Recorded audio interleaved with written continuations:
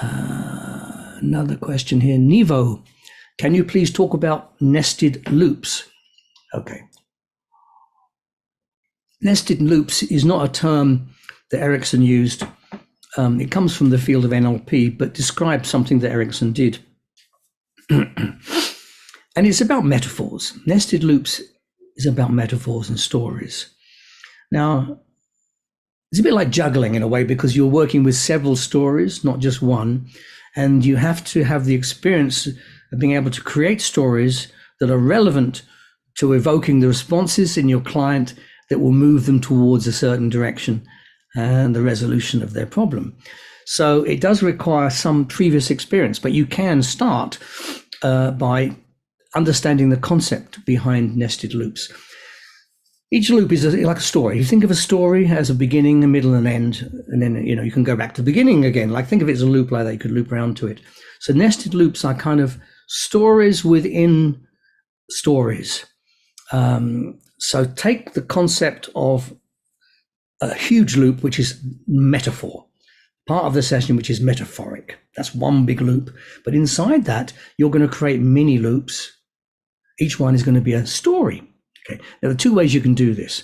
One way is to tell a story that has one main message that's delivered to the unconscious mind. That is, the story is entertaining enough that it keeps the focus of the conscious mind on the story itself, whilst at a different level, there's a meaning and implication in the story that appeals to the unconscious.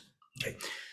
Think of that. Okay. And that each metaphor or each loop, each story has to have the same format, in that it has a conscious interest, but also an unconscious meaning or message to the unconscious to lead them in a direction. So that message can be the same in every story if you're going for one particular outcome, or it can be a different message in each story if you need a series of behaviors or emotions to be evoked in order to get that person to move in a certain direction.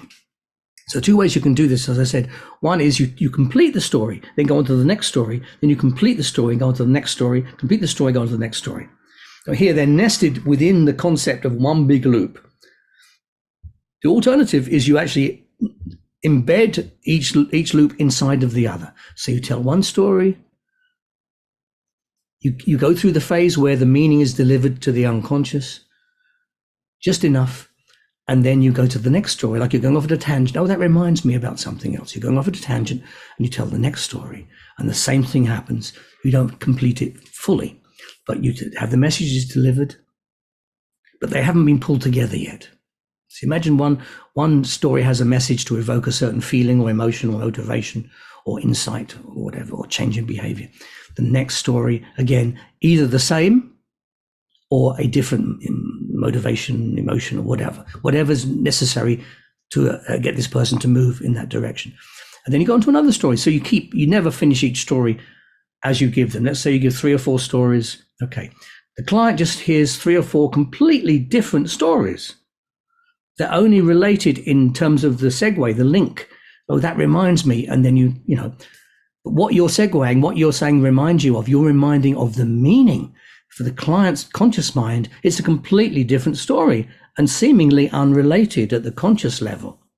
So how does the client make sense of this? Well, they can't consciously. So the unconscious has to make sense of it. Why give me this whole list of different stories when they're not related? Well, the unconscious mind has to find the similarities. What is it between the different stories? And that it identifies the similarities in the meanings, in the suggestions within each story. And then at the end, you can tie it all together. You can actually have a story that kind of finishes up the actual story itself and pulls all of those threads of meaning together. Okay, and then you can be out of that. You can carry on with doing other therapy, or if you want to create an amnesia for that, you can just go back and finish each of those stories in reverse. And what that does is embeds amnesia for the previous story, till you get back to the first story. So it is quite complex, but it's well worth learning. But as you can see, you need to be able to create stories that not only just stories, but interesting stories that keep the attention. Secondly, they have to have some emotive content, so you actually have a feeling or some kind of momentum or motivation within each story. Thirdly, you have to create the meaning that you want the client to accept at an unconscious level. And lastly, it has to be relevant to resolving the problem. So quite a lot of balls in the air when you're doing your juggling there, but it's well worth taking time to learn how to do that. Okay, Nevo, I hope that's helped you.